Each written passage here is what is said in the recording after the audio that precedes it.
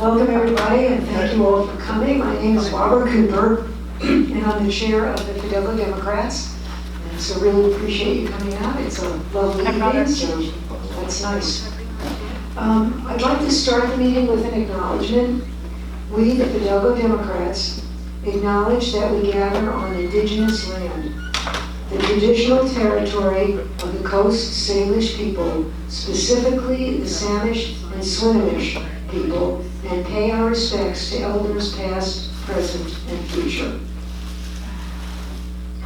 Yeah, and if you're not on the mailing list, there's a sign-up sheet in the back, so please put your email and your phone number on there, and then you'll be notified of our meetings. We do not send out a whole lot of emails, so if it says Fidalgo Democrats, please open it and look. And it's mostly about upcoming meetings and then a few meetings here and there that we think our membership would be interested in. And before we go further, I'm going to remind people to turn off their cell phones, including me.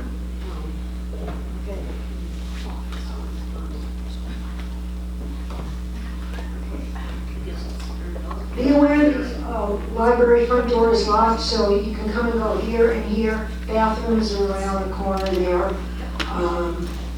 So that is where the front door is really locked, so you can't get in and out of that one. There's cookies in the back, if anybody would love Rita cookies. Rita Sullivan, thank you, thank you. And there's some decaf coffee and tea and hot chocolate if you're interested. I'll explain that Fidalgo Democrats are an independent democratic association with a focus on education.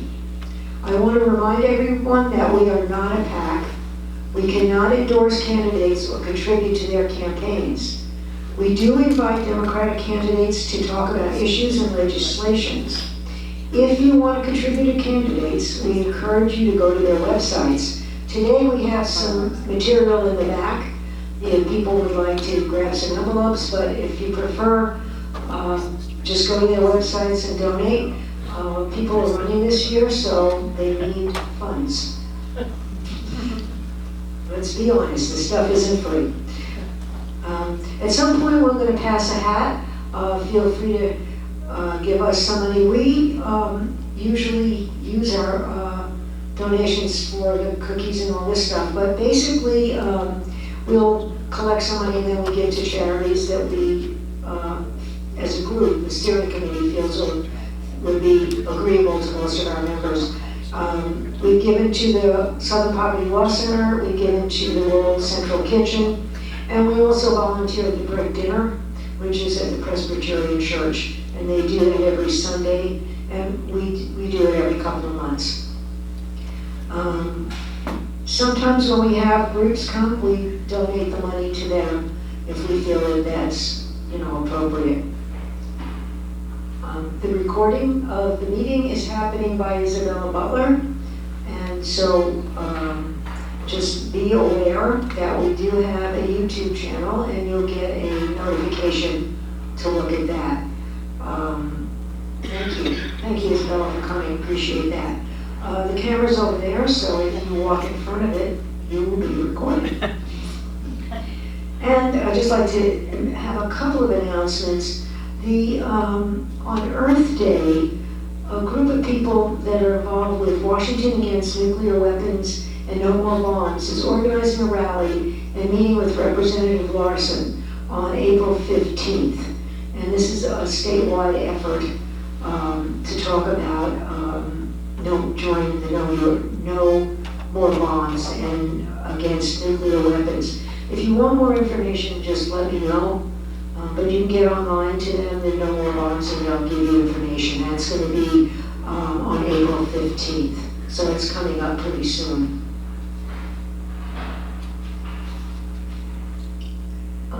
The other thing, we had the Alliance for Gun Responsibility and Safe and Sane Skagit come and talk to us. And there are 4 bills that they're very proud of that they got passed. They did a really good job of getting stuff. Thank you. The legislator, we have fabulous legislators that do stuff. So again, if you want to find out the details, I have them here, but I won't go through it. But just get online for the Alliance for Gun Responsibility or Safe and Sane Skagit, because they did a really good job. Our next meeting is in May 14th, and we've invited, I'm probably saying her name wrong, Marquita Vorel, and she is working with the Sunflowers Fund, which is giving aid to a group in Ukraine. And Ukraine has sort of become the forgotten war, but it's still pretty much going on a lot. And so she's helping, and she's going to come and explain what she does, which is really interesting. So you're all invited. Before we get into our final letting the legislators speak, I would like to introduce Janet St. Clair, who is running in the 10th. So come on up. Uh-oh. We always have time for hugs. Just a couple. We always have time for hugs, don't you?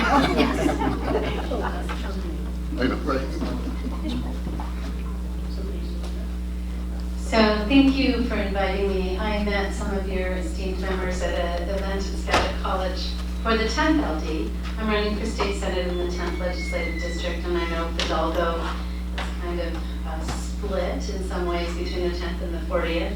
And I just appreciate being here. I'm Janet St. Clair, I'm running for state senate. I am excited to be here. I'm excited to run. I believe it's time for us to flip the entire legislative state.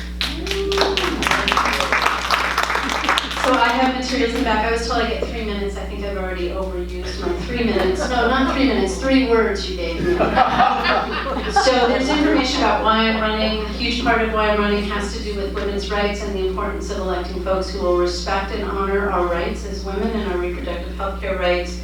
I am strongly in a different place around environmental issues than my opponent, and the importance of making sure we have livable lifestyles for our working families and our seniors. So I want to thank you for having me and welcome this young gentleman who just walked in, and I'm going to sit down. Thank you.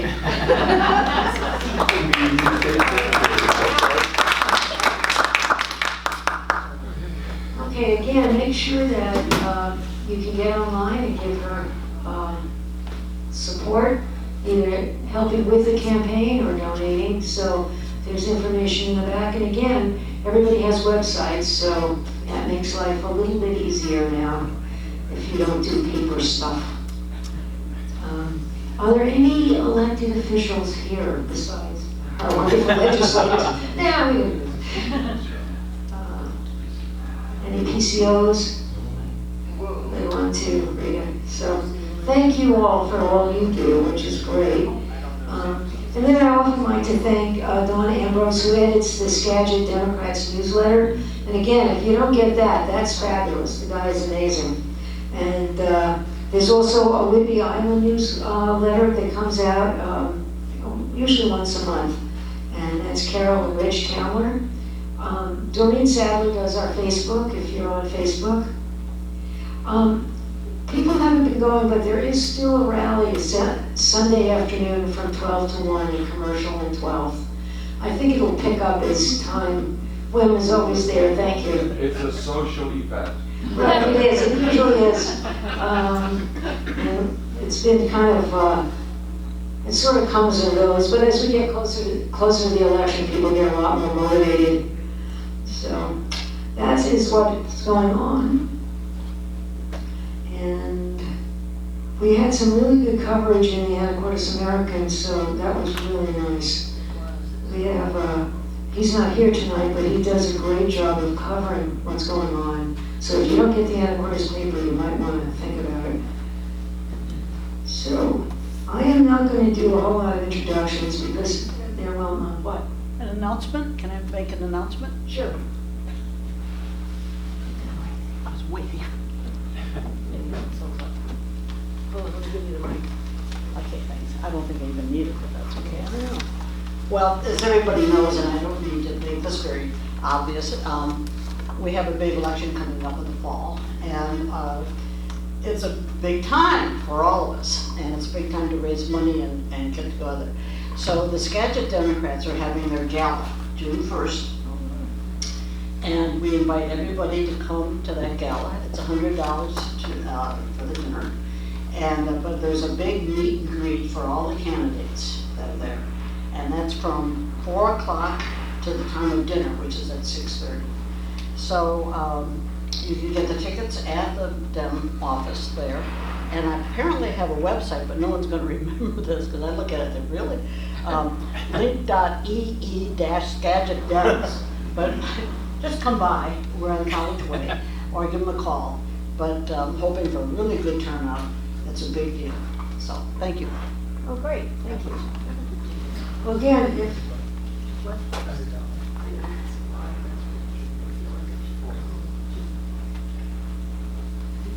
if you go to online to the Skagit Democrats, you could probably get they'll have a donation box at some point, and you click on that, and it'll tell you you can get tickets to the gala. So that should be. But thank you for mentioning that. Those are really fun, actually. It's kind of always interesting why people do. I forgot to mention it's at the casino. Oh, that's right. It's at the casino.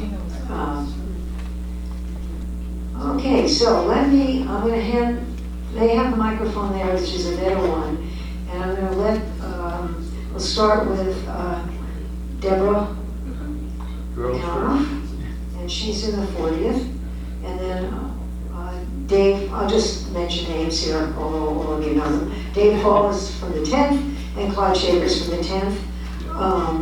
Liz Lovelet should be coming a little later, she's from the 40th. And I'm going to let them tell you what they're doing rather than me try to tell you, because they know what they're doing. Here we go. You ready, guys? Yeah, they're like, wait, let's go. Let's go. Should be on. Sound good? Sound good? So Win, the best thing you can do when you see Win is hold up traffic, especially when the ferry's behind you, and wave to him out the window and take his picture as he's holding up signs to remember to keep our children safe. And that gun control is vital to the state of Washington. And that you and I did. And I did hold up traffic, and I got in a little bit of trouble there.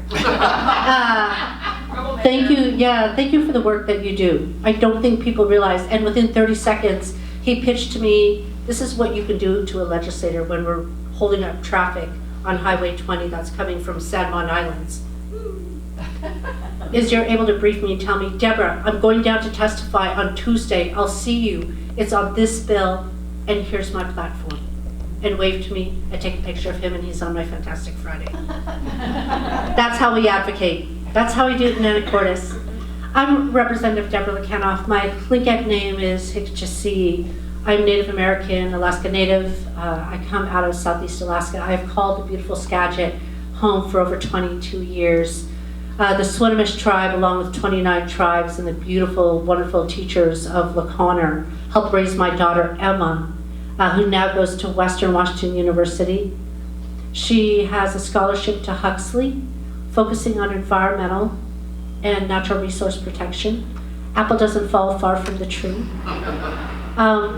Hopefully she'll catch all the good things, guys. Like, right. And I say this because it's so important for us as legislators to focus on ensuring that we have policies, regulations, and fiscal investments for the next generation to come, right? We have bienniums that are built on budgets of 2 years, but we all have served in the military. We have wonderful children and wives and families. We come from a cultural background. We think in a different way as parents, as citizens, right? As people of Anacortes. We think in long-term generational thinking and investments. And Dave and I ran together. Clyde came a little bit behind us. Alex came a year after me. Liz came a year after me. I had big shoes to fill in 5'3" all Chris Litton. But what I learned in the past 6 years that I'll share with you, and I continue to want to grow and serve you all, is it takes someone who has the depth of integrity to serve in the state legislature to represent all voices as best as you can. I'll always make a decision as a mother. I'll always make a decision as a Native American. but I carry the voice of all 40th representatives and voters and all Washingtonians. I think this is something that I value, that I learned in my coming up to my 6th year. Important areas of concern that I invested in is the people. And that's something that I share with my good friends here. It's the people. It's you at the end of the day. Are you getting your health care? Are you able to afford your utility bills and your medical bills at the same time? Are you having to cut your bills in half? Can you afford to buy a house in 5 years and pay for it? Or are you in student loan up to $300,000 before you're even a sophomore? What is the high price of gas? What is our inflation cost going to rise? How much are we going to pay for an avocado next? $5 or $7, much less an orange. That's $8. I just want to pause and thank Alaska State Senator Andrew Dahl. No. Andrea was an auntie to me when I first ran, so I'm just a little bit emotional because she was the first one who took me underneath her wing and said, if you're going to serve in the state legislature, this is who you need to be, and held me to my ground. So it's good to see you today. And Shay, it's great to see you also. So going back to my conversation, didn't mean to take you on a squirrel walk with me. It's important for us as legislators, especially coming into our senior years. We're both going to be juniors this year in juniors? We're going to be juniors this year, class, in the state legislature. We're both moving up, is what I mean in seniority. So understanding the complexity of how you serve, how you best serve, what your top priorities are, whose voices you carry, and what you can do next is going to be really important. Most people knew me as that salmon girl, that climate change girl, that woman over there. She knows salmon. Go talk to her. She knows salmon. The state legislature said, oh my gosh, I've never heard anyone talk about salmon so much.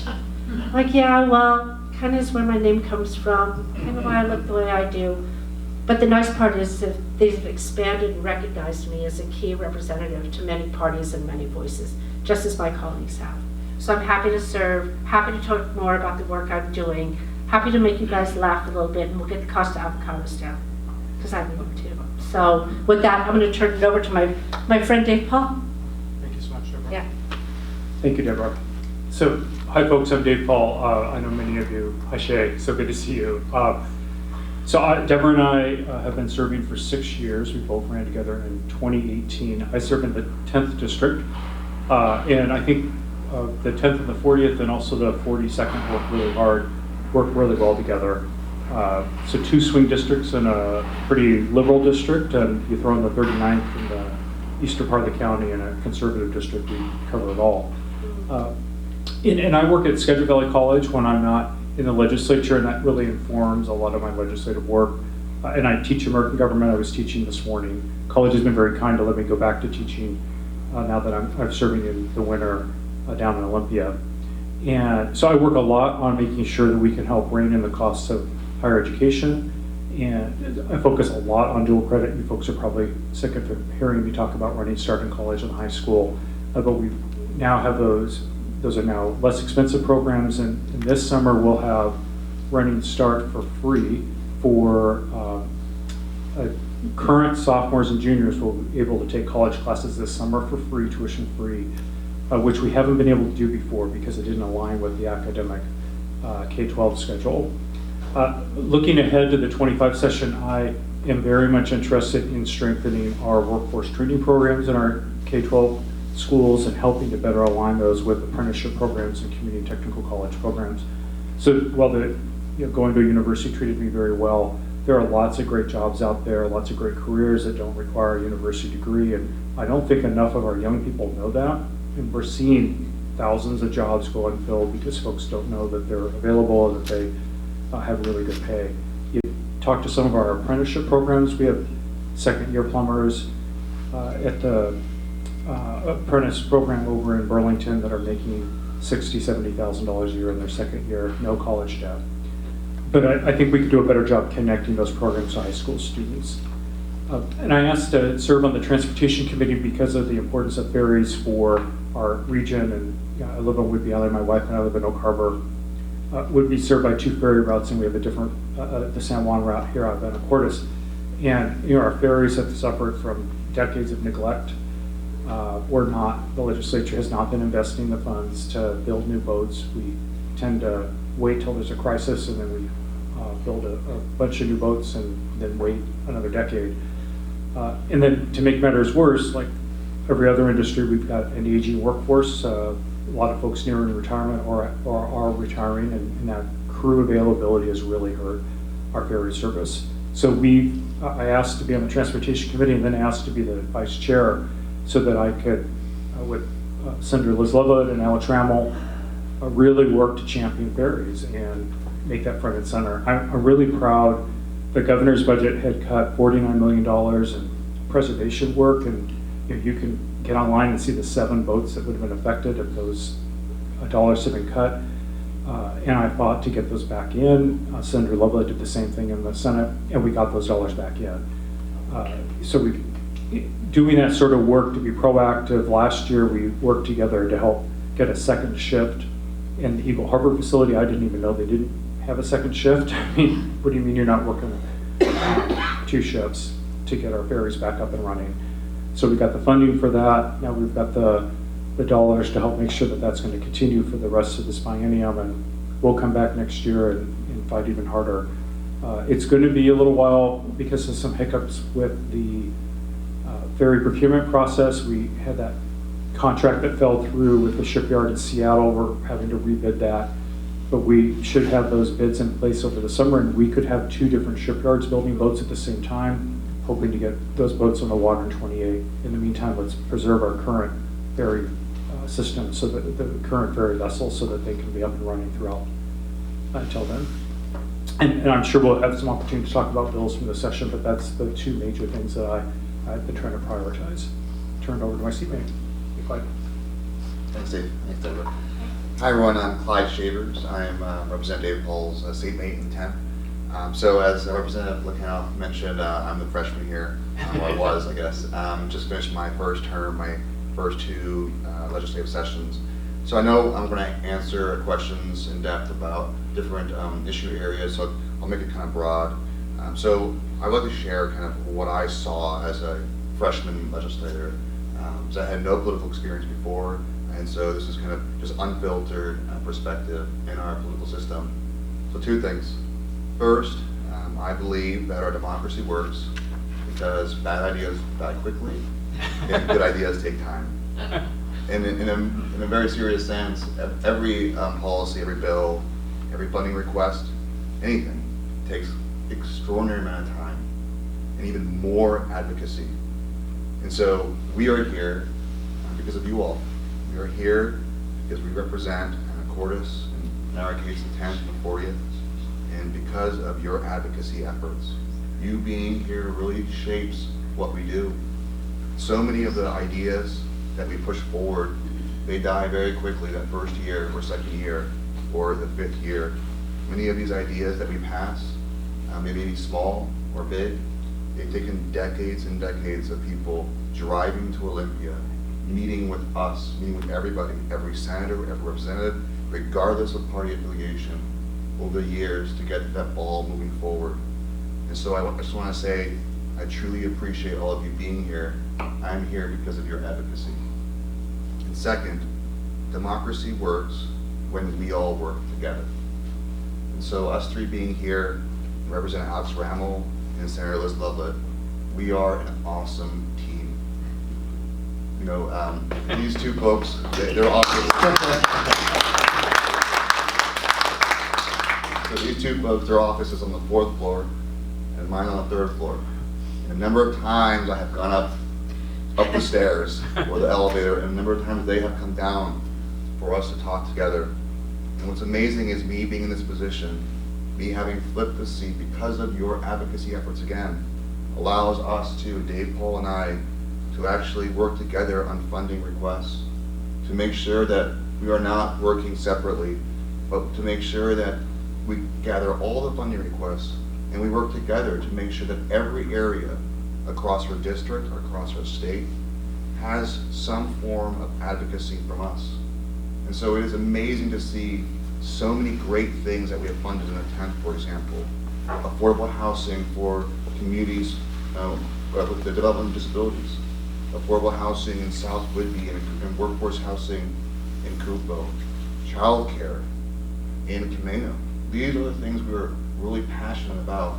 And he's working on so many issues that I'm passionate about, but we all have limited time, so we rely on each other.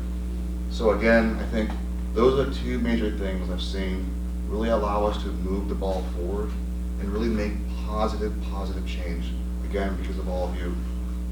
In terms of policy, I'm very proud of two major pieces of legislation that we passed from our office. The first, as Vice Chair of the Education Committee, I am committed to making sure that every student has a meaningful, purposeful life. My job here is to make sure that every child believes and knows that someone cares for them. And that means to have career opportunities, educational opportunities after high school. So we passed a massive bill. This bill, House Bill 2236, does two things. First, it includes healthcare curriculum in our high schools. That means that one day our high school students can learn and hopefully be certified in certain healthcare roles that we see gaps in. For example, in long-term care. Imagine high school students becoming caregivers or home care aides, serving our own communities. Imagine our high school students getting CNAs or getting certified or working towards becoming medical assistants. We know that we just don't have enough medical professionals in our communities. So instead of relying on the existing workforce and putting more pressure on it, my job is to encourage and incite a new generation of young adults into our healthcare professions. Second, environmental protection. I believe that we need to do more to really try to combat climate change, to ensure that we do it in a healthy way so that the existing workforce can still support their families, but be part of this environmental protection conversation. And I think the future is fusion energy. Fusion energy is one of the most environmentally friendly, clean energy. And I know some people who are familiar with this technology say, fusion's always 10 years away. But I believe, again, our job as public servants, representing you, is not to look at the past and rectify the past problems only. Our job is to solve tomorrow's problems today for our kids and their kids and their kids. So fusion technology, I believe, is the holy grail of decarbonization efforts. And I've gone to every single fusion company in Washington State. Washington State has one of the most fusion companies in the US. And we are so close to actually solving this enigma, this problem. So close that these companies are so confident that by 2028, 2029, we will see fusion. So our job is not to be pessimistic or cynical and say it's always 10 years away. Our job is to write the policies now to create a free, innovative work framework so that our young kids who are at higher education learning about climate change or environmental protection, they can easily enter this field. And one day our kids or their kids and their kids will take fusion for granted because of the work we do today. Now moving forward for next year, I believe that while we have to campaign, and campaigning is tough, especially the swing district, and we will do everything we can to make sure that your priorities are heard throughout the campaign, I believe that is also our responsibility to start writing policy for next year. Because if we win, or when we win, it is irresponsible for us to say we won the campaign, now we have a month to start writing policy. And so our office, my legislative assistant and I, have already started to stakeholder, talk with constituents, talk with you all, and talk with those advocacy groups for what policy should move forward. For example, Representative Dave Paul is doing a fantastic job on ensuring that we focus on ferries. It affects all of our districts. So yesterday, the day before, all week, we have been meeting with folks about how do we find the nexus between ferries and education. That's what I did for healthcare. Because as Vice Chair of Education, I believe that everything we do needs to focus on the young folks. Get them involved. So we are excited to write a bill, pass it to Senator Liz Lovett. Yeah, hey there, everybody. Sorry for my tardiness, but really excited to be here with you guys tonight, kicking off another incredible campaign season after an incredible election season. Really proud to work with this team. So Liz Loveland, I live here in Anacortes, just a few blocks from here. I grew up 2 blocks from here. At any rate, I'm chair of local government, land use and tribal affairs. I'm vice chair of energy, environment, and technology, and I serve on the transportation committee where Rep. Paul and I co-chair the Ferry Legislator Caucus. So this year was a 60-day fast and furious. It felt like 60 years. Seriously, the short sessions feel like you're cramming so much into such a short period of time. But we had some really mission critical things to do. We worked together as a team to get there, and we managed to deliver some really incredible policies on behalf of Washington State and the people of the 40th District and the 10th as well. Some of the highlights for what we worked on this year, one of the main things we had to work on specifically was defending the governor's ferry budget for WSF. So that was just such a huge issue going into the session. Was he had projected a budget that we felt was adequate, but maybe didn't cover as much of our needs as we would have liked, but really wanting to make sure that we were showing up to say, you cannot take 1 penny out of this budget because we need it so desperately in terms of getting boats delivered, in terms of recruitment and retention for staffing, and making sure that we were really returning service to folks that need it. The one bill that I managed to get to the finish line this year in the 60-day session with almost unanimous support throughout the process is to start to develop the potential of geothermal energy in Washington State. So there's some, we have identified 3 areas with high level of potential, and one of the things that is very crucial to me in my work with on this policy and on all policies is ensuring that we're centering tribal sovereignty into the work that we do. So with Representative Lekanoff's help in particular, and with the support of the Nooksack tribe, we created nation-leading language around tribal consultation, protection of sacred sites, and ensuring that as we develop this resource that we're really centering the needs of Indigenous people into the work that we do. As the chair of a committee and the vice chair of another, I spend a lot of time helping, being part of the team for everyone else's policies. In a 60-day session for my local government committee, we had 2 hearings.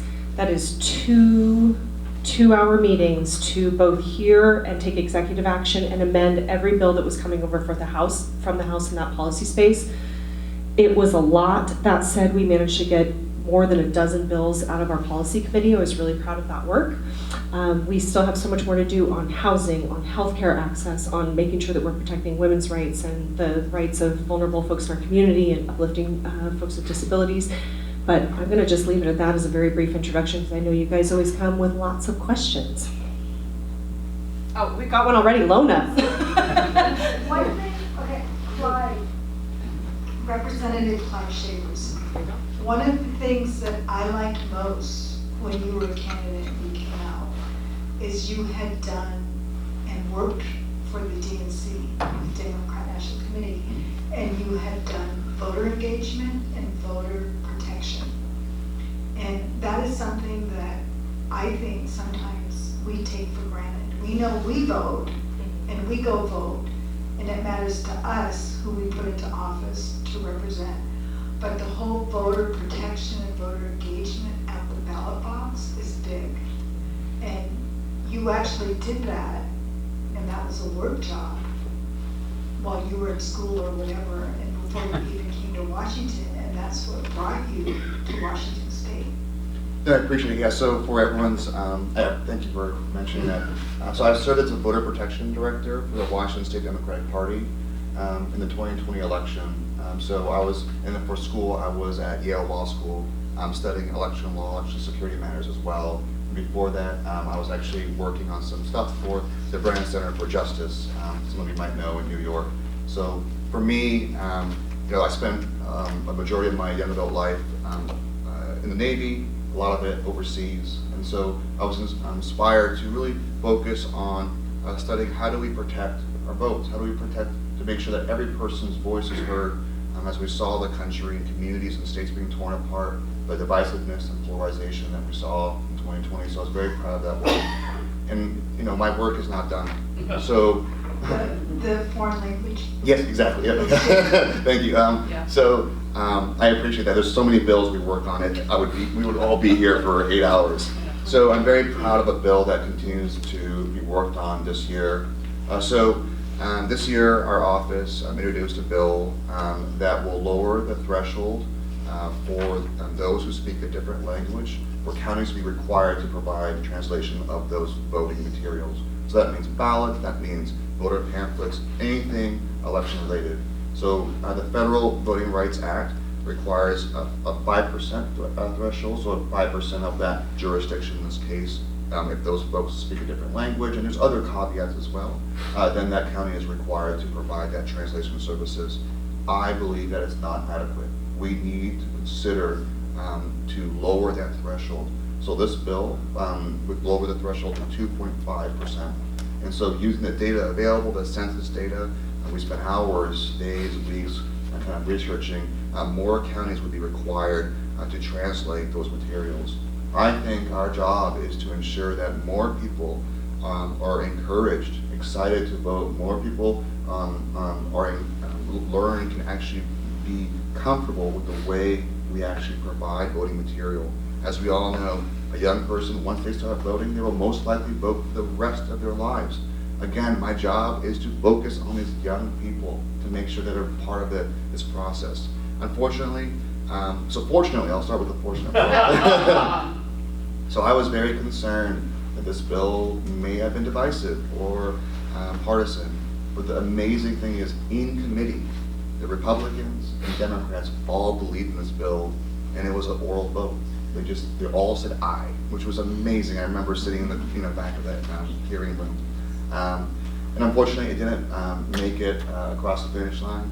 But I think there is a silver lining. I'm an optimist. We will have a larger budget this coming session. With a larger budget allows even bills to be more impactful, more robust. So I hope that as we work this bill this coming session, maybe we can even lower that threshold even further, so that one day every county will be required to provide translation resources. And in this bill, the state is saying that we believe in this so much that we provide state funding to ensure that counties will provide that, so that counties are not burdened, right, and not forced.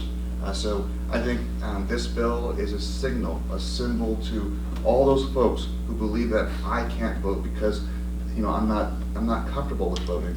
Hopefully this bill will pass next year, and hopefully we'll have more folks, especially in Skagit, being able to vote. I think that's a great leeway into patience.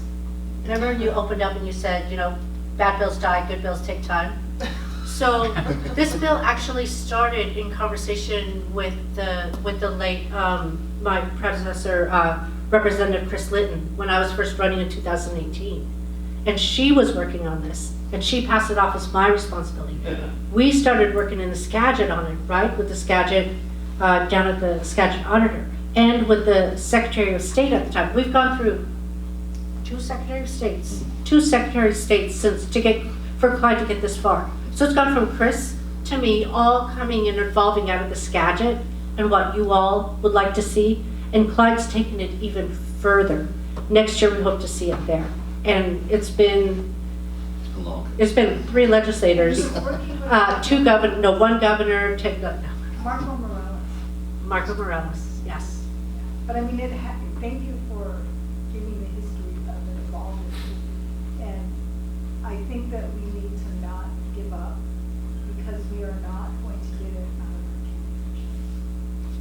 No, I think that's important. Thank you. We have over. Because we don't have the support with the county commissioners, and with Ken Delsa down that seat flipping, it makes it really challenging. Thank you for acknowledging the local government challenge and the cost. Thank you for recognizing that. I think it does take years to do good policy. And the great part about the Skagit, right, my friends, right, the dynamics and demographics of who lives here looks much different 20 years ago than it does today. And if 30% are Latino Hispanic who want to be voters as well, if they can't read and they can't understand, and we're not providing that opportunity, then are we then becoming barriers of our own democracy? But you've got 1, 2, 3, 4 of us. Alex is also with us on this. But our Latinos have made it into city office Yes. in our county, which is impressive, and they're on the school board. They have made it onto city office, and they have made it onto the school board. So have Native Americans. Yes. I'm just teasing about it. They have more numbers than we do. Their percentage is larger. Yes, we do have Native Americans as Connor on our school board. That is really impressive. And the first or second student rep at LaConner was a swimming student. Mhm. And he co-served with a Latino student. And they were student board reps and made an impact that way. So yes, we do, in students and in adults, and it is impressive. And I'm not acknowledging the tribal, it's just that the Latinos have a larger surge of voting than we do. But thank you for reminding me.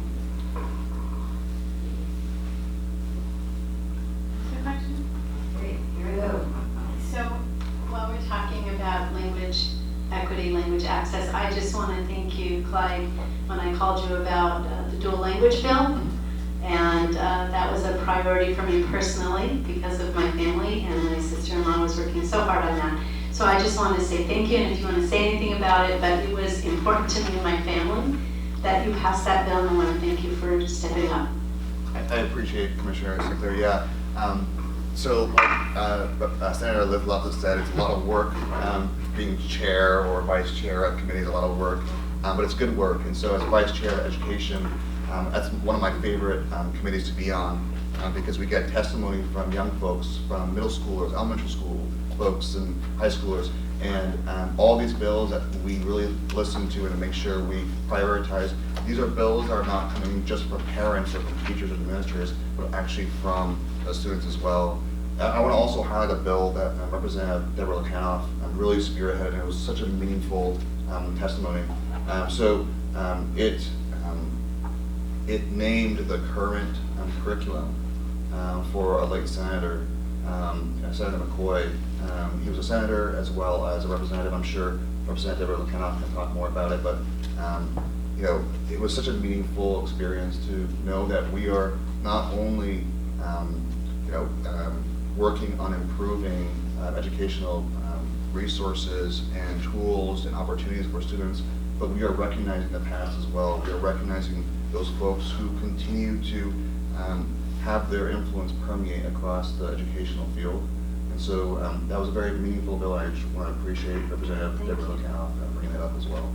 There are also Senator McCoy and Representative Lankinoff.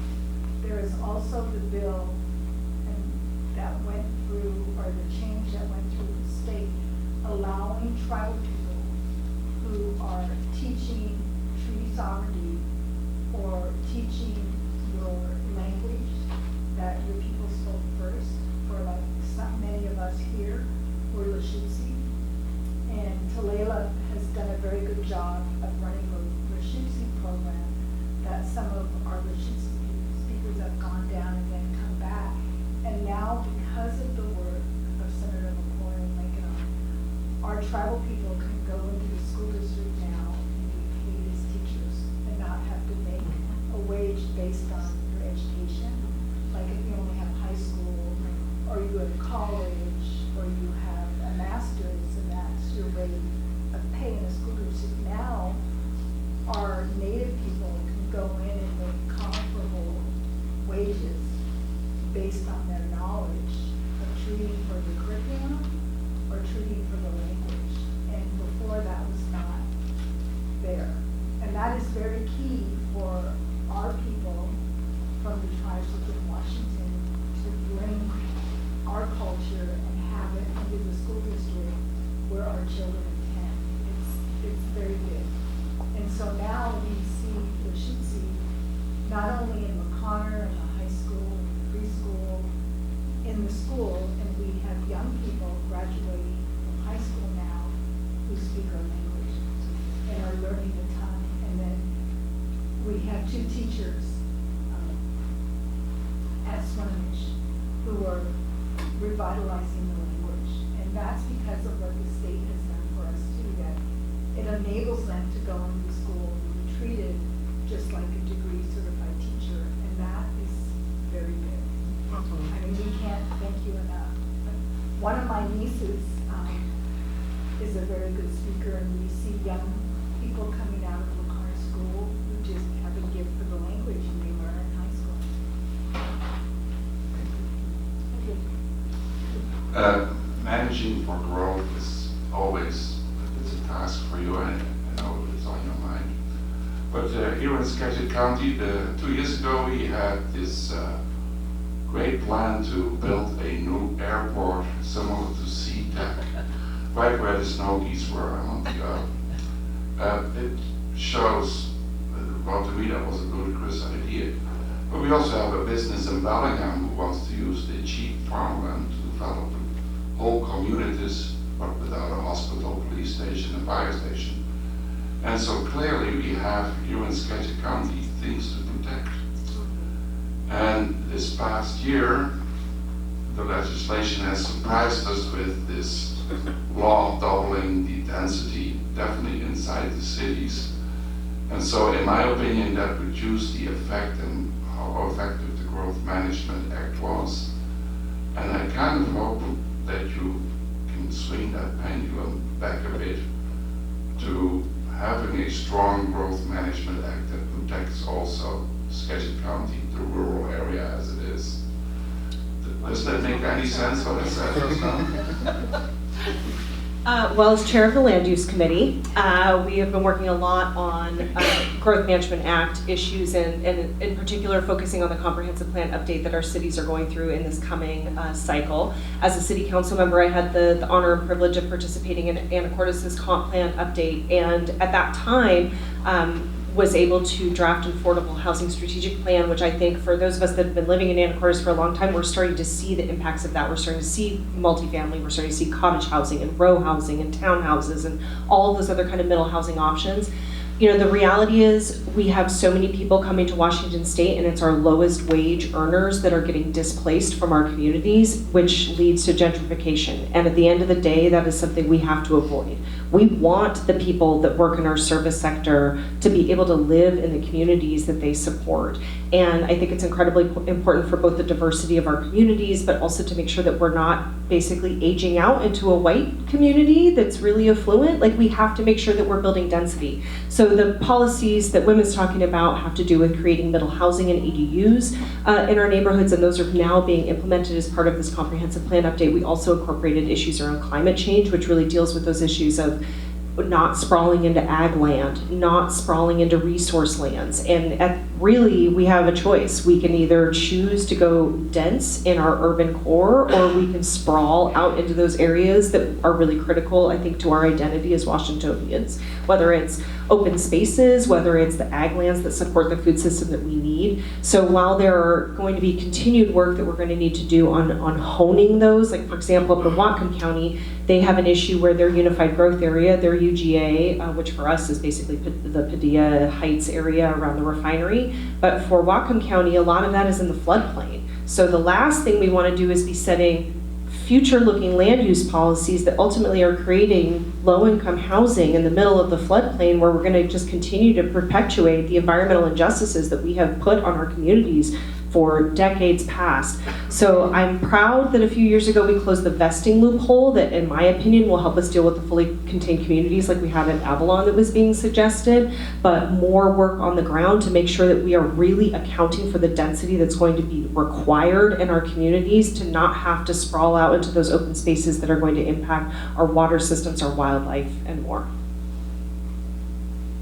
Thank you. Okay.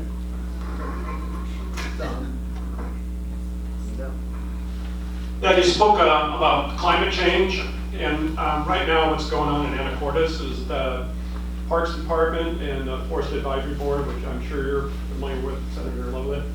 We're going through an update of the forest plan. Well, I've introduced a couple ideas and been meeting with the council people.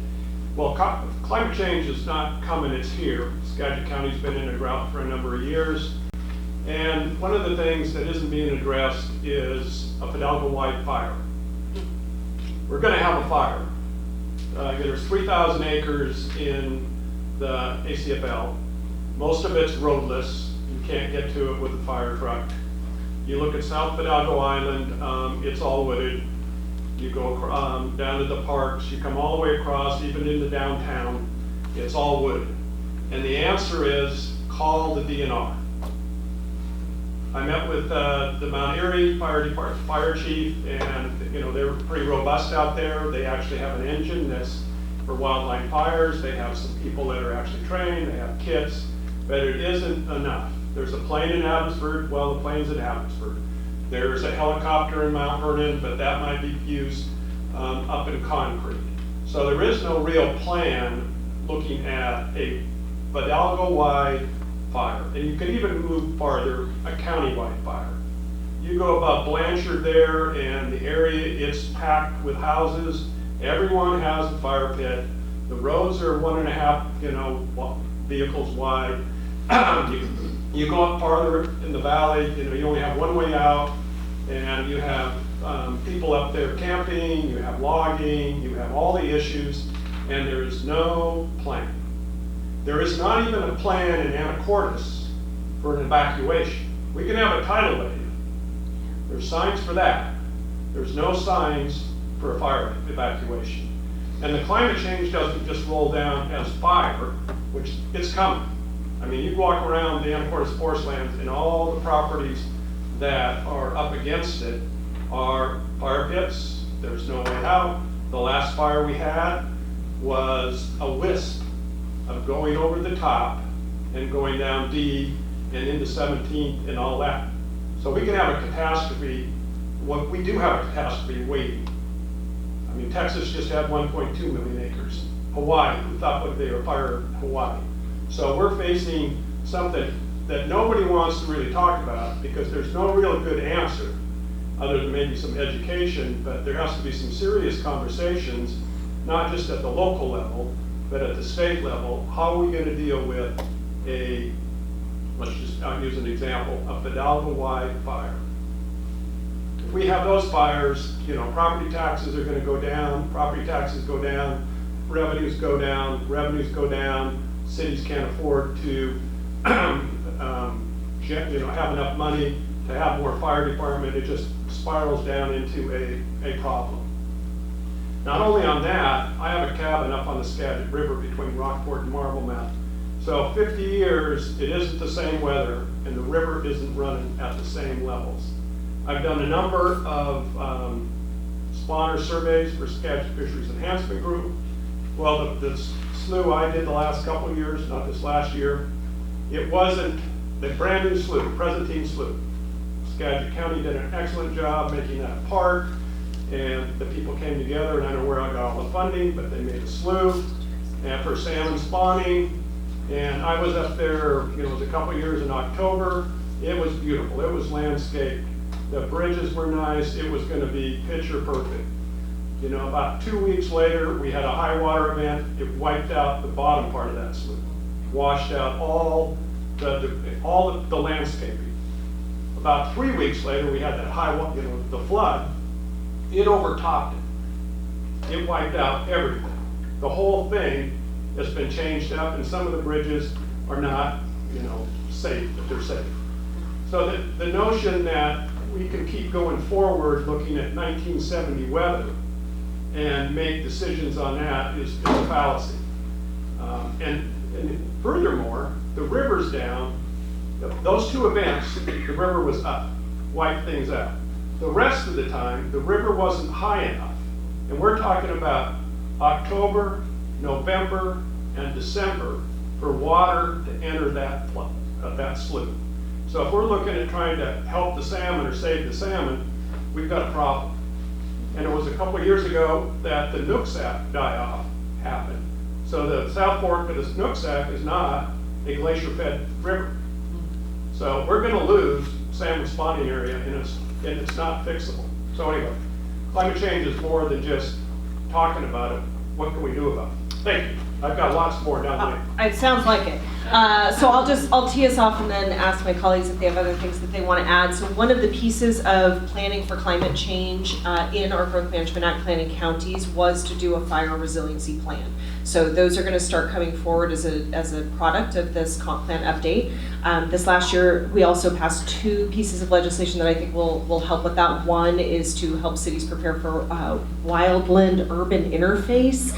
So making sure that people that do have homes that are adjacent to wildlands know how to make sure that their homes are lowering their risk for fire, but for complicating and potentially setting fires on their own, but also to make sure that they have a defensible space when wildfires happen. And then additionally, one of the kind of weird ones that was an outlier was this biochar bill. It started out, we had to change the title because it was kind of one of those weird ones, but it allows for folks to do what they're called flame-capped kilns. And I'm going to get really wonky here for a second because it's a little counterintuitive. But part of the reason that we're having these forest fires is because we're not managing the debris and we're not doing enough prescribed burns. So setting things on fire on purpose. And so what some of these groups are doing is they're gathering up this, we're talking dry chaff on the forest floor, we're talking branches and things, and they're actually putting them into these big, they're basically just a big contained fire. Couple of benefits. One, we're lowering that risk of what's on the ground, but additionally, instead of letting those things rot and let out methane, we're burning them, and so they're releasing CO2, and that's where the counterintuitive part is. It seems like we wouldn't want to be doing anything that's going to be releasing CO2, but the reality is methane is like 1,000 times worse for the environment than CO2 is. So we've been doing a lot of efforts like that. I would recommend talking to your county emergency management team. You know who has a higher fire risk than Fidalgo Island is Guimas. Because there's a ferry there and it's some really direct impediments to getting aid. But I will say hats off to DNR over the last 8 years. They have really beefed up their fire response, the amount of resources that they have to be deployed in a very short fashion in order to deal with this. I had the opportunity to walk the fire line with our then fire chief and DNR, and they did an incredible job of containing that fire very quickly. This is a very serious issue, and serious issues require a lot of time to try to get it right and have a robust response to it. So you mentioned Hawaii, Maui, for example. Looking at what happened, why did it happen? A lot of it can be attributed to the power lines, for example. And so I've been working with Coopville. As we all know, the Coopville, they're on stilts and wooden, kind of historical. And so there are 2 issues that we're working on right now: flood mitigation efforts, and including fire hazard. And so, I've spoke with many folks here in Anacortes as well about can we find funding or a way to bury some power lines as well, try to mitigate or try to prevent potential hazards moving forward. So speaking with folks across our 10th and the 40th as well to see is there funding, can we get funding from the federal side as well. So I just got a letter in my inbox from PSE asking for support. I told them to reach out to you guys too. Deborah and I got pinged earlier today, but they're applying for a $70 million grant with the Department of Energy to be able to underground a bunch of power lines in Washington State for exactly that reason. There you go, told you. And the second thing I think a lot of people forget is that there is an environmental impact from the agricultural community as well, from farmers and farm workers. A lot of the carbon dioxide that is resulted from practices that are not environmentally safe or sustainable in agriculture. So I've been working really hard with our farmers, farm bureaus, local and state, to try to figure out how can we encourage our farmers to do sustainable regenerative agricultural practices.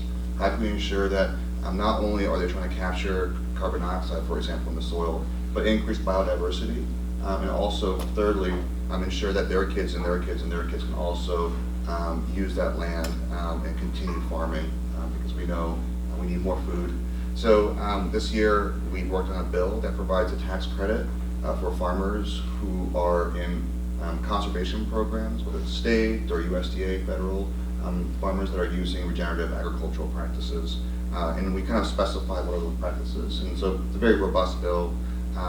Fortunately, it got heard in the Finance Committee. People loved it. But unfortunately, it didn't make it to the finish line. Tax credit bills are quite difficult in a short session. But the great news is, and I think this is the most important news, again, silver lining here, is that farmers are in support of this bill. That means that it's a win-win for all of us. It's a win for protecting our environment. It's a win for ensuring our farmers can be sustainable with their thin profit margins. I believe that if this bill passes, not only will we be talking about environmental protection here, but our So I just want to comment, when you talk about the forest fires, or you're talking about climate change, high water, all of that, please remember and keep in mind that we too elect you to represent us. You might reside on federal land, but we're all voters.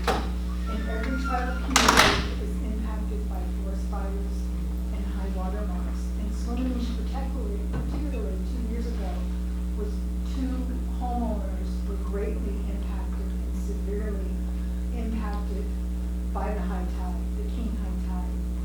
One of the individuals went to the O'Connor Fire Department to bathe, and her daughter and husband and a friend's were with their baby, and the fire department wouldn't let them have sandbags because they said they're not in their jurisdiction. It was an oversight. All of that sandbagging is paid by the county. It doesn't matter where you get them, that you can have them, and it's an oversight. But I brought it to the attention of the Fire District 13, and they are now working more, but we have tribal members with individual property that were deeply affected by that King high tide, and still will continue to be. And we have tribal enterprises too. Our golf course, our gas station, and saltwater intrusion, and I'm sure that the tribe has already brought this through to the different states that they work with, because the state representative is very responsive to the tribe. But please remember that we're not farmers, but we have ag land that's right down there on the flat that's growing our native camas. So we can't thank you enough for all that you do, especially all the different state people that work on the budgets and committees that oversee our Digwali Treatment Center. And the Swinomish Digwali Treatment Center started out small, but it's now number 2 in the nation. And thankfully to some money through the governor to help people in transition, Digwali bought an apartment building in Wakana, and there'll be 38 units in 2 years where Digwali clients, tribal members, will then have transitional living to continue on with whatever treatment they've had. And that's now a full treatment center, thanks to the funds from the state. Everything that comes to the state and the different state reps and senators with the committees. And there's so much profit from Digwali that not only from treating addiction, but coming back to services to the tribe. They do medical transport for elders. There's funding that goes into the education. There's so many avenues of where the revenue is funded back to Swinomish that does so much. Like Clyde at O'Connor Town Hall, we talked about vocational. Swinomish Ed Department is doing that with their kids, where they're partnering them up and doing voc ed and different things, and they have components for in high school, college, and travel members to get internships. That's all what you're working on the state level. Swinomish Ed Department is doing that, and the funds for that come from Digwali, because it's very specific. Digwali's been done well, but with the money or revenue, it's very specific what they can do and how and where it goes. And so it's like benefited our community in so many ways. But I'll stop.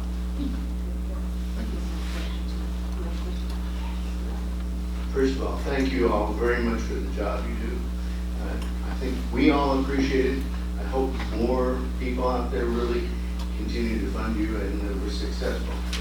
I have a simple one, since I'm not very well connected with any of this. What are you folks scared about? Say that. Should we start too? What did he say? We're just gonna- What am I scared about?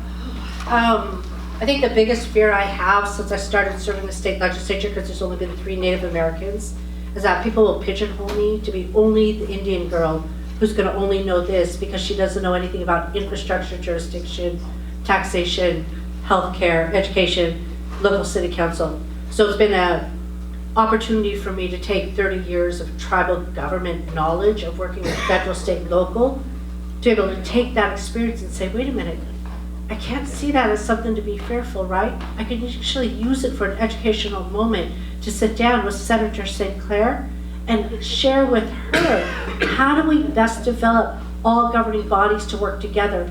Because the knowledge that Lona just shared, I'm gonna guess who knew that, right? You get now to say, as senator, I'm gonna bring tribal, state, local, and federal governments together to be able to uphold policy, regulations, and fiscal. So my fear in 2018 has now turned into hope. The other thing is that Swinomish Tribe does in-kind donations. So someone mentioned the local fire department.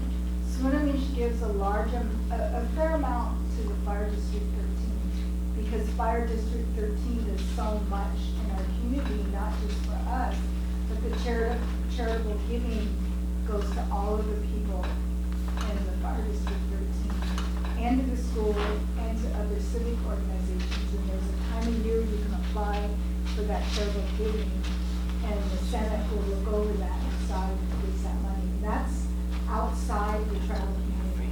That's not for us. The other thing I want to thank is Dave Paul for the Swinomish McConnor Library. He played a key role in the beautiful building, and he was recognized at the dedication along with the other people who played a role for that building and the funds and all of that come and be. It was a beautiful day. Thank you, Lona. So Lona, when you run for office, will you run against Clyde, please? When you run for office, can you run against Clyde, please? I'm not, I heard that one. So I don't know if I'm scared of anything, and I actually think running for office has given me a lot of hope. We knock on a lot of doors, and most of those conversations are good conversations. I've had some rough conversations. I know Clyde's had some rough conversations, but there's lots of folks that are actually grateful that somebody has taken the time to knock on their door, and we might disagree on issues, but they're glad that we're out and about and getting that. Trying to work, I think all of us try to work in a bipartisan manner to try to solve the issues in our community. I do think the three big issues that I learned when I ran for office 6 years ago are still very big issues. It's mental health, it's addiction, it's housing affordability. They're not simple issues. We'll spend the rest of our political careers trying to address the issues. And just like other things we've talked about, climate change, and there's big issues, and it's challenging because there aren't simple fixes. And we're trying to partner with folks like the Swinomish to try to have services that help serve our community and help folks that are suffering from addiction and from mental health disorders, and try to improve housing. They're going to take time. They're not simple issues. And that worries me because there just aren't quick fixes to these things. But we're doing our best to try to help. Yeah, so I think it's going to be very broad, so I apologize. But I think I'm very concerned about the feeling of hopelessness that we see in America. And I see it in our young kids every single day during the session, talking with 7, 8, 9-year-olds who have suicidal ideation. Our high schoolers who are so addicted to social media and TikTok, getting abused, cyberbullying, for example, with artificial intelligence, and kids who believe that the world is not there for them anymore, who graduate from high school, who don't have good paying jobs, and who can't afford houses. That's concerning. I also see hopelessness among our older folks as well. For instance, I see a lot of hopelessness where cost continues to rise, and people believe that they will be priced out of their home that they've lived in for decades. And so I'm working as hard as I can to make sure that we lower your costs to protect your retirement benefits. I'm so proud to have worked with Representative Sharon Wiley on House Bill 1355, which expands the property tax exemption for seniors, for veterans, and those with disabilities, so that more people can stay in their homes that they've been in their entire life. I'm so proud to have co-sponsored Joe Timmons' bill as well, that increases 3% the retirement benefits for public employees, all public employees, for PERS 1, as well as our teachers, TRS 1. I'm so proud to have co-sponsored Alicia Rule's bill that provides a tax break for seafood and dairy processors, so that we can ensure that our grocery costs still remain competitive and low, so that we still have food at our table, and so that we don't have people who are starving because they cannot afford to buy food. And I'm so proud to have co-sponsored Representative Dave Paul, our seatmate's bill, an amazing bill that really caps EpiPens, for example. And last year, capping prices for insulin, for example. My hope is that serving in this role, we continue to cap as many medications as possible, because these medications are life-saving and they're necessary for everybody. So those are just some of the bills that I'm really proud to have co-sponsored to ensure that we lower your costs in every aspect in society. We need to focus on improving the lives and improving climate change and ensuring, protecting women's health and access to reproductive health care and all these things. But in the end, I believe that what permeates under all this is this feeling of hopelessness. And for me, again, I hope you all can understand, there's always a silver lining. I'm always an optimist. So I hope to combat this hopelessness with my inherent optimism.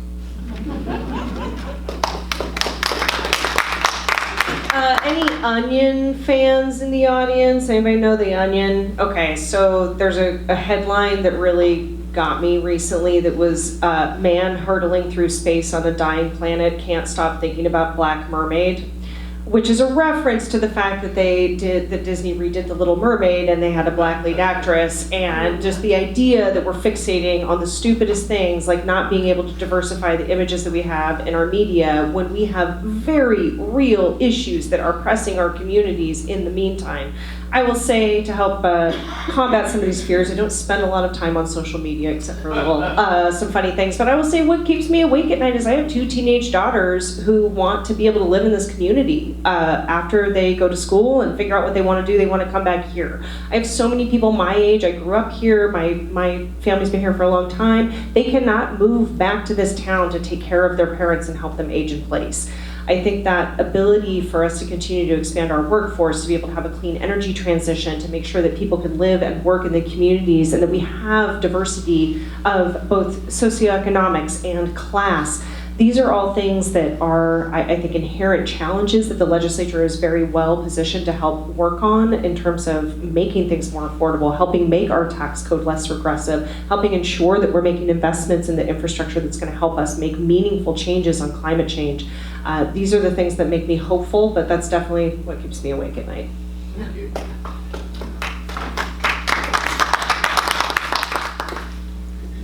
Are there any other questions? Do we get to keep going on?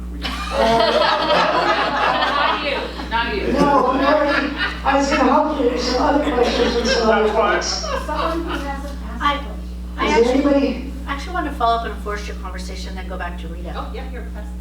Go to Rita. I don't want to drag it on for forestry, but just really quickly, and I can share some bills with you, because I think you're absolutely right. You're going from the top down and saying, DNR, where is your statewide plan that includes all local governments to take care of our areas of concern, because our local governments don't have enough tax base to take care of what we need. So I think we all heard you, so I'm gonna go bottom up, right?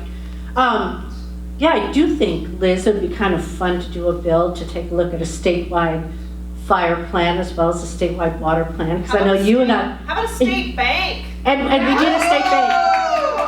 We need the state bank, right, to pay for our local governments so they can sustain the law that we'll put in place that we need a statewide DNR plan. See, this is how policies work, right? Right, Clyde? And we're gonna make it all AI. Right? Just teasing.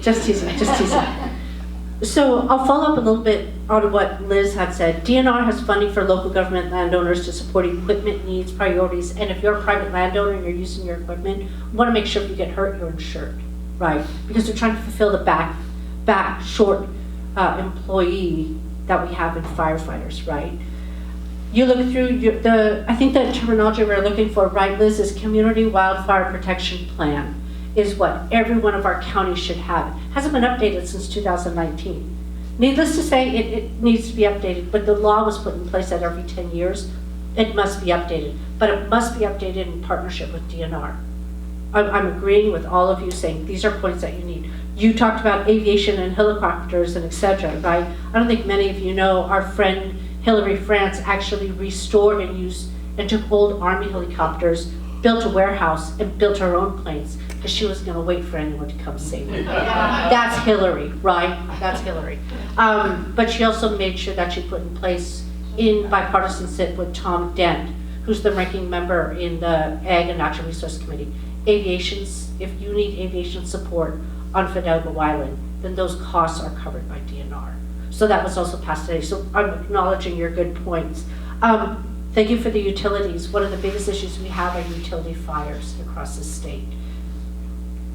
I know we're recording, so I'll say this. PC, you made almost $4 billion last year. This should have been in place before, but hence we'll have taxpayers put it in place, and we'll make sure that utilities lines get the grant money to put it in place. So I think I'm happy to have a cup of coffee with you. I think you do have some ideas and some good plans there, and I wanted to make sure that you had some specific titles and names that my colleagues had named on. With regards to water, who is buying GMA? We don't have a statewide water management plan, and guess what the #1 fight is going to be? I don't drink whiskey anymore, but it's going to be whiskey and water, right? So looking at my friend Liz over here who understands GMA being local government, me being tribal understanding GMA and impacts, we don't have a statewide water management plan. We don't know how much inventory we have in water. We don't know how we're going to build our local communities, Senator St. Clair, without water.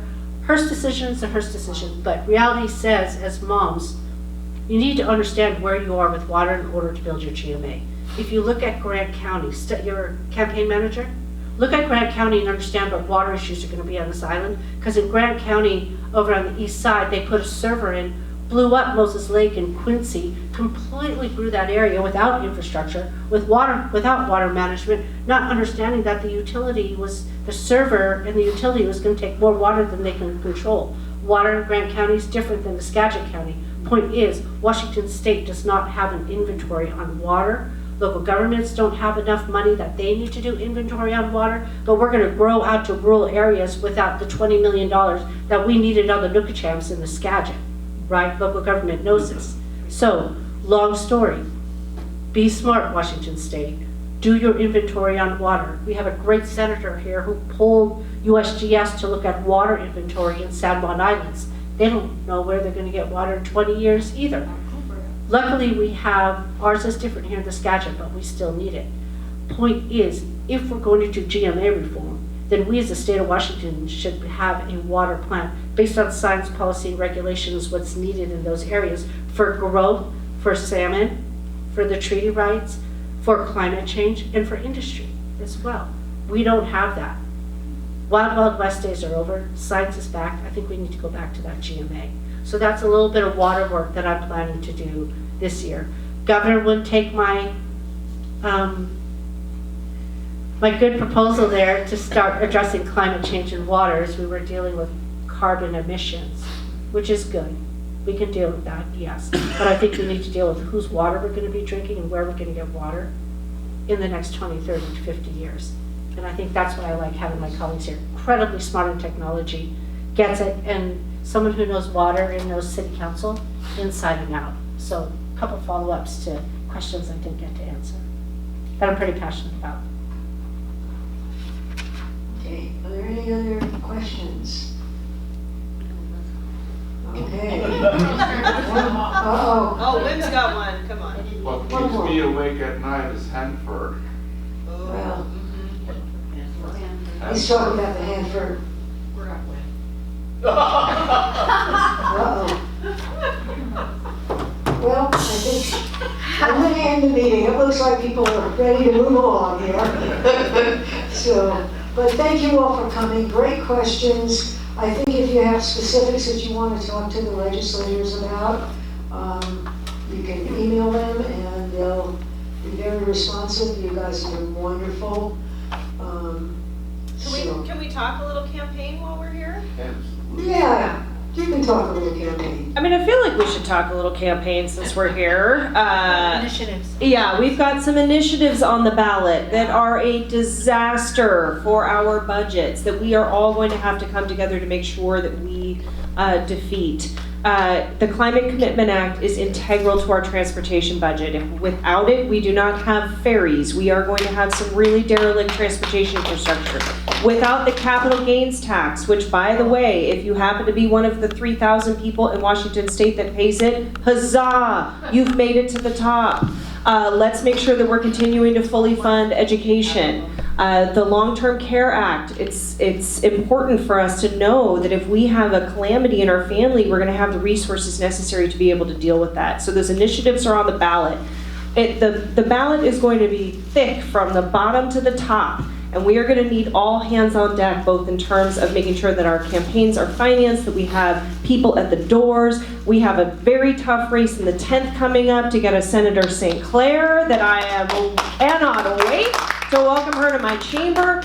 And we are all on the ticket this year, and it's going to be all hands on deck, leaning in not only for protected races like Deborah and Alex and I have, but also to make sure that we are leveraging our strength to ensure that our representatives in the 10th make it to the finish line. It's always a tough race. You know, Deborah and I win by tens of thousands of votes.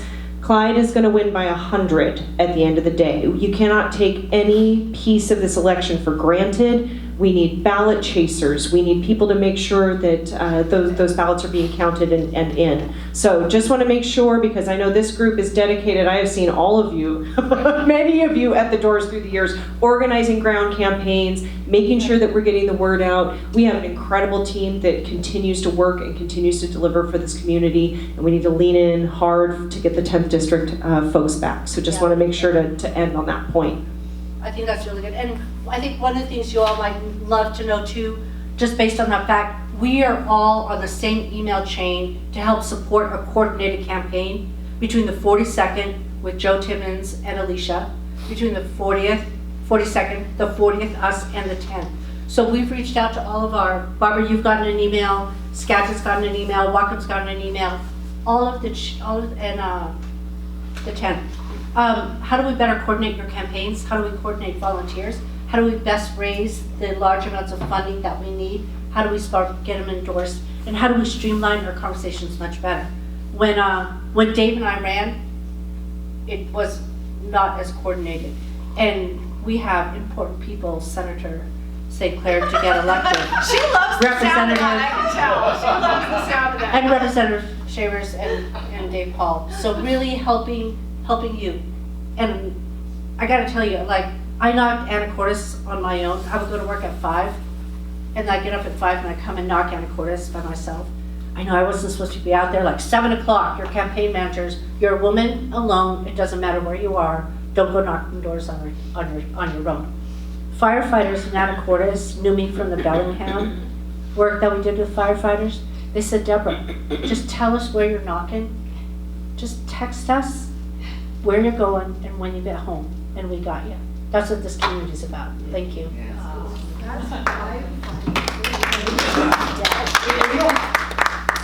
Well, we hear every day about the horrors around the country involving women's reproductive rights. And in Washington State, we've got strong protections in statute, but not in our Constitution. So it's so important that we have a Democratic legislature, the Democratic governor. Without that, we're going to be in the same shape that Arizona's in. And I have a very dear friend that's right on the border in Idaho, and I'll be meeting with some OBGYNs out there because the level of volume that they are seeing in those clinics and those OBGYN inpatient services that are happening, especially right along that Idaho border, it is incredible incredibly disconcerting. And it's making it so that our local patients are having to wait longer to get care. It's a huge problem. We're not seeing it as much where we are because of just the kind of geography of it, but it's going to continue to be an issue. Do I remember hearing that, it was either our Attorney General, or there was some legal action in the state of Washington to stop Idaho who wanted to start prosecuting people. Yeah, we Oh, used was the that the shield shield My law. opponent Yeah. voted against. Yeah, so is that shield law in place? Yeah. It's in place. It is in place. So we will not be telling your Idaho Police Department that you came over to get an ultrasound or what your decisions are about your reproductive health choices. We are not going to tell your pastor about your seeking of gender affirming care. These are not things that are upholding the values of Washington State, and we also have protections for those providers' privacy to make sure that they are not targeted by violence themselves as practitioners who are just wanting to do the right thing. We take it incredibly seriously and will continue to make sure that those are upheld. So your internet tracking will be seen. Yeah. Your internet tracking isn't going to be seen if you're from Idaho, right? And the labels, right, Liz? Like if I'm a provider and I have my prescription and you go pick it up, my name and my information as a provider isn't on there. Like it's amazing that you have to make laws like that in a democratic state like Washington, but we do it. And thank you, Liz, for reminding us and about the presidential race. Oh, I'm sorry, that too. Just that little thing. Just that little thing. But our governor's race, right? Governor Greco only won by 3%, right? Inslee ran $30 million campaigns in all of his. Bob is predicting that it is going to take boots up, door knocking, advocating, fundraising, working hard to get a Democrat elected. And that's one of the big areas. Thank you, Rita, for reminding us of those two important races. And also, we all want Democrats, and we all want to come, we have our policies, we have opinions, we have the things that matter to us as citizens or in our lives. And they run the spectrum of which each and every one of us in this room cares deeply about something and has a passion for. In order to keep our elected sitting in the room with us, it takes money. And the only way we can help them by door knocking, phone banking, but we have to give from our pockets to help them be reelected. And I'm not overlooking the 40th, I'm in the 10th, and I'm at Swinomish. And we have Swinomish, and we have O'Connor, and we have Shelter Bay that are Democrat. But we are the donut hole all around us of Republican precincts. So nobody ever wants us. We got bumped out of the 40th and into the 10th way back in the day. And we'll never get back in the 40th because they don't want us because we're donut hole and we're all Republican all around us, unfortunately.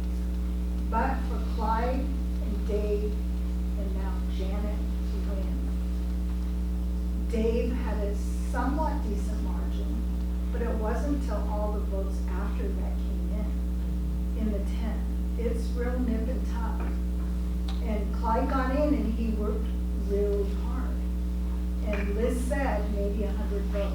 And Janet is incoming, and we have a great candidate, and we need a Democrat in the Senate. And it'd be the first time for 3 and the 10. We never even had 2 since when, Clyde? 1939. So 1939 was the first time we had 2 Democratic representatives in the 10. Yeah. So. And I came out of retirement because Clyde wouldn't leave me alone. Okay, let's, So now I'm here, but anyway, I'm just saying, these are all really key races, and I'm not overlooking Lincoln, Ludlow, and Rammel, but I'm just saying, in the 10th, it is real nip and tuck. Yeah. And the other races are really important, but that's my home, is the 10th. so I'm gonna, So we need to try and encourage donating to the candidates. And I looked and only Janet has the QPR thing. Well, like I said, we can help the candidates by donating. However Luckily, you we can. have, luckily we have the ability to get online to do it, so we don't have to write checks anymore. And I really encourage people to do that. If you get their names, you can get online and donate. And also, if you want to help in the campaigns, of course, just contact them as well. So thank you all for coming. Thank you folks for coming. You were wonderful. We're incredibly lucky to have you. You're elected again because you're wonderful people and you're doing just great work. So we're really lucky here. We are. And, like I said, if anybody has time, energy, please help. Yes, we need you all. Yes. So thank you. And if you want help with the chairs away, that's great.